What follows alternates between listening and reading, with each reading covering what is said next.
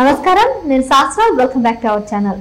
So రాష్ట్రంలో ఎన్నికల తర్వాత pre poll, exit poll, after ఎన్నికల పోల్ సర్వేలు అన్నీ కూడా ఎవరికి వాళ్ళు ఇన్ని సీట్లు వస్తాయి అన్ని సీట్లు వస్తాయి అని చెప్పుకుంటున్నారు. ముఖ్యంగా వైసీపీ వాళ్ళు చేస్తున్నట్టు సర్వేల మీద వాస్తవాలు ఎన్ని ఉన్నాయి, ఎందుకంటే 9వ తారీఖు ప్రమాణ స్వీకారం చేస్తామని చాలా ధీమా వ్యక్తం చేస్తున్నారు. మరి అది నిజమేనా? ఇటువంటి అంశాల మీద మనతో పాటు ఉన్నారు తెలుగుదేశం పార్టీ రాష్ట్ర అధికార ప్రతినిధి వంశీకృష్ణ గారు. నమస్తే అండి. నమస్తే. సో ఖచ్చితంగా 9వ తారీఖు వైజాగ్లో ప్రమాణ స్వీకారం చేస్తామని బస్సులు కూడా ఏర్పాటు చేసుకున్నారు. అన్ని కార్యక్రమాలు కూడా వాళ్ళు ఏర్పాటు చేసుకొని బయలుదేరారు. మరి సర్వేలు ఏమో ఒకవైపు తెలుగుదేశం అని చెప్తారు, కొన్ని సర్వేలు చెప్తున్నాయి. మరి వాళ్ళు చేయించుకున్న సర్వేలా అని అనడానికి లేదు, ఎందుకంటే ఇప్పుడు మన టీడీపీకి చేసుకుంటే మీరు చేయించుకున్నారని మిమ్మల్ని అంటారు. మరి వాళ్ళ దానికే వాళ్ళు చేసుకున్నారని మనం ఎలా అనగలము? అంటే బేసిక్గా ఇప్పుడు తొందరపడి ఒకవేళ ముందే కూసింది అన్నట్టుగా వైసీపీ వాళ్ళ పరిస్థితి ఉంది. బస్సులు బుక్ చేసుకున్నా అంటున్నారు, అది నిజమో కాదో తెలియదు. బస్సులు అయితే ఖాళీగానే ఉన్నాయి. కాకపోతే కొంతమంది ఏజెంట్లు కూడా దొరకట్లేదని ఇటువంటి ప్రచారాలు అయితే ఖచ్చితంగా చేస్తున్నారు. కానీ ఈ నేపథ్యంలో ఒక సర్వేని కూడా వాళ్ళు, మా ఇంటెలిజెన్స్ మాకు ఇచ్చిన ఫైనల్ రిపోర్ట్ అని చెప్పి ఒక సర్వేని కూడా వాళ్ళు ఇప్పుడు తిప్పుతున్న పరిస్థితి. అయితే ఏ పార్టీ కూడా post poll survey, pre poll survey ఇట్లా చేసుకుంటూ ఉంటే, తెలుగుదేశం పార్టీ కూడా మాకు 140 వస్తాయి అని చెప్పి ధీమాగా చెప్తా ఉంది. మొత్తం 140 సీట్లు వచ్చే అవకాశం ఖచ్చితంగా ఉంది అనేది వాళ్ళ ధీమా. తెలుగుదేశం పార్టీ ధీమా 140 దగ్గర ఉంటే వీళ్ళ ధీమా ఎంతవరకు ఉందంటే, ఈరోజు మనం ఈ సర్వే చూస్తే వీళ్ళది YCP internal pole survey.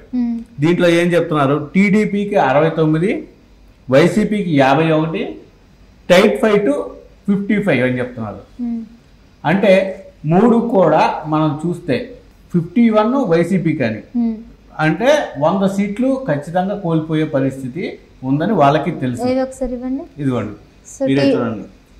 So ఇక్కడ వాళ్ళు చెప్తున్న ప్రకారం టీడీపీకి 69 సీట్లు మాత్రమే వస్తాయి అంటున్నారు, వైసీపీకి 51 అని వాళ్ళే చెప్తున్నారు.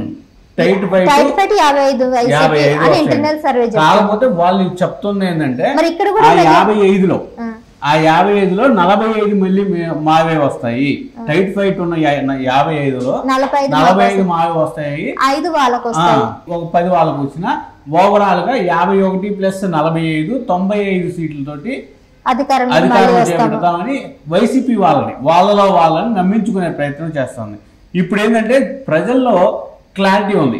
ఏంటంటే వాళ్ళకి ఎవరికి మనం ఓట్లు వేసాం అనేది ప్రజల్లో క్లారిటీ ఉంది. ఆ క్లారిటీ వల్ల ఏమైందంటే, రాష్ట్ర వ్యాప్తంగా ప్రతి ఒక్కళ్ళు కూడా మేము తెలుగుదేశం పార్టీకి, జనసేనకి, బీజేపీకి ఓటేసామని చెప్పడం వల్ల, ఓవరాల్ మౌత్ టాక్ వల్ల తెలుగుదేశం పార్టీనే గెలవబోతుంది, వచ్చేది తెలుగుదేశం ప్రభుత్వమే అనేది మౌత్ టాక్ జనాల్లో నడుస్తుంది. ఇటువంటి పరిస్థితిలో ఏజెంట్లు దొరకట్లా వైసీపీకి. ఎందుకని ఏజెంట్లు కావాలి వాళ్ళకు? కౌంటింగ్ కి, రేపు కౌంటింగ్ అప్పుడు ఏజెంట్లు ఉండాలి కదా, ఆ ఏజెంట్లు దొరకట్లా. అటువంటి పరిస్థితిలో ఖచ్చితంగా వాళ్ళని ఏజెంట్లైనా రండిరా బాబు అని చెప్పి మనం గెలుస్తున్నాం అని చెప్పడానికి ఇటువంటి సర్వే. అండ్ ఇంకొక రీజన్ కూడా ఉంది, ఎందుకంటే తెలంగాణలో కేసీఆర్ ఓడిపోతున్నారని ముందే తెలిసింది కదా, ఆ టైంలో వాళ్ళే అభ్యర్థులు అందరూ. నిజంగా వాస్తవం చెప్పాలంటే తెలంగాణ పరిస్థితి వేరే. తెలంగాణలో ముందే తెలవలేదు కేసీఆర్ గెలుస్తున్నాడు, రేవంత్ రెడ్డి గెలుస్తున్నాడు అనేది ఒక క్లియర్ కట్ లేదు. ఎలక్షన్ రిజల్ట్ వరకు కూడా ఒక ఇద్దరి మధ్య ఒక టైట్ ఫైట్ ఉంది ఖచ్చితంగా. వీళ్ళు గెలిచింది కూడా, ఇప్పుడు కాంగ్రెస్ గెలిచింది కూడా పెద్ద సీట్లు ఏం కాదు. వీళ్ళు 39, వాళ్ళు 64, అది పెద్ద డిఫరెన్స్ ఏం కాదు. అటువంటి పరిస్థితుల్లో ఖచ్చితంగా అక్కడ వేవ్ లేదు ఖచ్చితంగా. అంటే యాక్చువల్ గా అదే, ఒకవేళ కొంతమంది దగ్గర అనుకున్న మనం అనుకున్నా గానీ కాంగ్రెస్ గెలుస్తుంది, బీఆర్ఎస్ ఓడిపోతుంది అనగానే వాళ్ళకే ఒక అంటే మోటివేషన్ అంతా పోయి వాళ్ళు వేరే పార్టీలోకి వెళ్ళిపోవడం జరుగుతుంది అనే ఉద్దేశంతో వేరే పార్టీలోకి అది గెలిచాక వెళ్ళిపోతారు. గెలిచాక ఎన్నికలకు ముందు 2 సార్లు వెళ్తారు. ఈ మధ్యలో కౌంటింగ్ మధ్యలో ఎవరు కూడా పార్టీలు మారినా పక్క పార్టీలో తీసుకోరు. అవి పక్కన పెడితే ఇప్పుడు గెలిచాక వెళ్ళిపోతారు, అది వేరే విషయం. గెలిచే టైంకి ఏజెంట్లు ఉంటారు కౌంటింగ్ కేంద్రాల్లో. ఖచ్చితంగా ఆ ఏజెంట్లు నిలబడే పరిస్థితి ఉండదు. ఎందుకంటే ఖచ్చితంగా అధికార పార్టీ రావట్లేదు అన్నప్పుడు ఒక భయం అనేది ఏర్పడుద్ది. ఇప్పుడు ఈసీ నియమిస్తుంది కదా ఏజెంట్లని.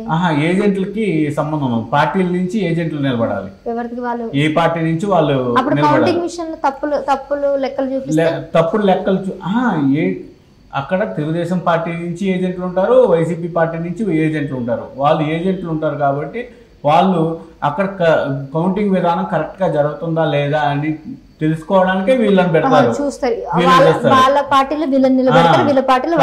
ఆ ఏజెంట్లు కూడా దొరకని పరిస్థితి ఉంటే అప్పుడు ఖచ్చితంగా వైసీపీ క్లీన్ స్వీప్ అయిపోద్ది. 175 స్థానాల్లోనూ క్లీన్ స్వీప్ అయిపోద్ది. అటువంటి పరిస్థితుల్లో ఖచ్చితంగా వాళ్ళనైనా రప్పించుకునే ప్రయత్నం చేయాలి అనే ఉద్దేశంతో వీళ్ళు ఇట్లా చెప్తా ఉంటారన్నమాట. ఇటువంటి ఆ క్రమంలోనే ఇప్పుడు ఈ ఫేక్ సర్వేలు ఇవన్నీ కూడా మీరు రాష్ట్ర వ్యాప్తంగా మీరు ఇప్పటి వరకు గమనించిన ప్రతి సర్వే చూడండి. ఏ సర్వే కూడా తెలుగుదేశం పార్టీకి అనుకూలంగా తప్ప వ్యతిరేకంగా వచ్చిన ఒక్క సర్వే కూడా లేదు. జెన్యూన్ సర్వేస్ అన్నీ కూడా. అటువంటి పరిస్థితులు మీరు ఫర్ సపోజ్ మీరు గమనిస్తే సజ్జల రామకృష్ణారెడ్డి నిన్న మాట్లాడిన దాంట్లోనే మేము గెలుస్తాం అనుకుంటాం, గెలవలేకపోతే అది దైవాధీనం అనే ఒక ఫేస్లోనే ఆ ఓటమి భయం కనపడతా ఉంది సజ్జల రామకృష్ణారెడ్డి దాంట్లో. అంటే మీరు అర్థం చేసుకోండి, సజ్జల రామకృష్ణారెడ్డి లాంటి హై క్యాడర్ వ్యక్తులకి ఖచ్చితంగా తెలుసుద్ది వైఎస్ఆర్ కాంగ్రెస్ పార్టీ నెంబర్ 2 ఎవరంటే జగన్ తర్వాత ఖచ్చితంగా సజ్జల అని చెప్తారు. అటువంటి వ్యక్తి మొహంలోనే కళ లేదు అంటే ఖచ్చితంగా వాళ్ళు ఓడిపోతున్నారు అనే దానికి నిదర్శనం అది. దాంట్లో అయితే డౌట్ లేదు. ఖచ్చితంగా దీంట్లో మీరు గమనిస్తే వీళ్ళు 55 టైట్ అని చెప్తున్నారు, వాటిలో 45 మళ్ళీ మాకే వస్తాయని చెప్తున్నారు. కానీ వాస్తవానికి అటువంటి పరిస్థితి రాష్ట్రంలో ఎక్కడా లేదు. అటువంటి పరిస్థితులు ఖచ్చితంగా ఉండవు అనేది మనకు తెలుస్తున్న విషయం. థ్యాంక్ యూ అండి.